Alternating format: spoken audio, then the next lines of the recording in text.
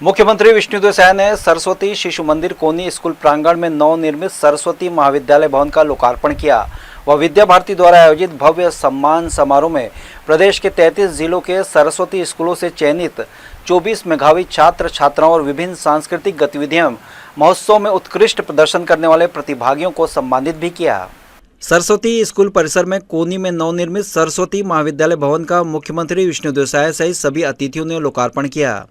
Saraswati school परिसर में लखीराम सभा भवन में आयोजित सम्मान समारोह में मुख्यमंत्री विष्णुदेव साय ने प्रदेश के सभी जिलों के 24 प्रतिभावान छात्र छात्राओं विभिन्न सांस्कृतिक और खेल महोत्सव में उत्कृष्ट प्रदर्शन करने वाले सरस्वती स्कूल के सैकड़ों प्रतिभागियों को सम्मानित किया।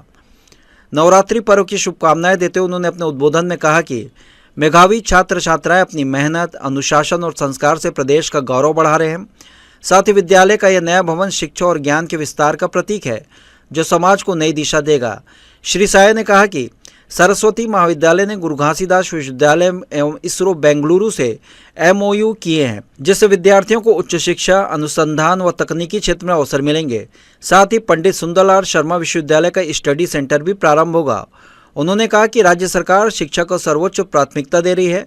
राष्ट्रीय शिक्षा नीति के तहत स्थानीय भाषा में शिक्षा, कौशल प्रशिक्षण, हाईटेक लाइब्रेरी, रोबोटिक्स और आर्टिफिशियल इंटेलिजेंस जैसी सुविधाएं उपलब्ध कराई जा रही हैं।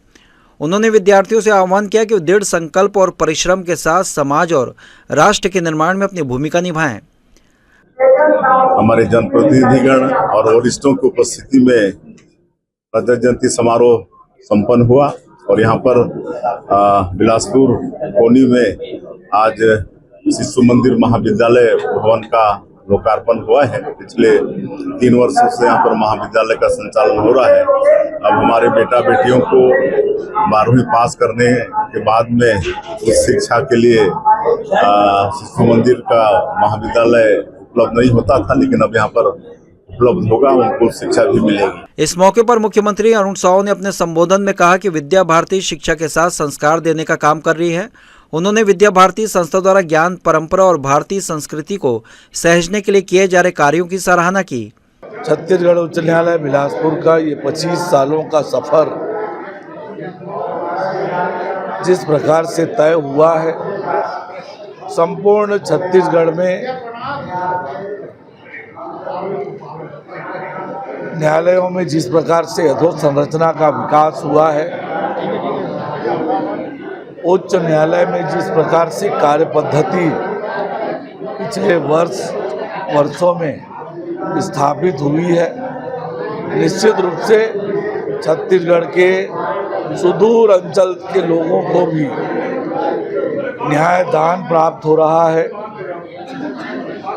4 जजों के स्टैंड से शुरू होकर आज 22 जजों का स्टैंड वाला हाईकोर्ट हो गया है और लगातार सुदूर अंचलों में भी न्यायालयों की स्थापना हो रही है, अधोसंरचना का विकास हो रहा है, न्यायालयों का आधुनिकीकरण हो रहा है और सस्ता और सुलभ न्याय दिलाने में राज्य सरकार उच्च न्यायालय को पूरी तरह से मदद कर रही है, आगे बढ़कर मदद कर रही है। विद्या भारती के प्रांतीय संगठन मंत्री देव नारायण विद्या भारती के सिद्धांतों को, विचारधारा और कार्य प्रणाली की जानकारी दी। उन्होंने बताया कि सरस्वती संस्थान द्वारा अब 3 महाविद्यालय की स्थापना छत्तीसगढ़ में की गई और 7 प्रकल्प है और ग्राम भारती में 1100 से अधिक विद्यालय हैं। इन संस्थानों के माध्यम से भारतीय संस्कृति और परंपरा को नई पीढ़ी तक पहुंचाया जा रहा है, जिससे योग्य बच्चों का निर्माण हो रहा है। कार्यक्रम में नन्हे बच्चों ने सांस्कृतिक कार्यक्रमों की प्रस्तुति ने सभी का मन मोह लिया।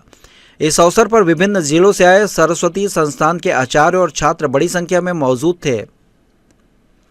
जी न्यूज़ के लिए कैमरामैन मनीष पाल के साथ आलोक अग्रवाल की रिपोर्ट।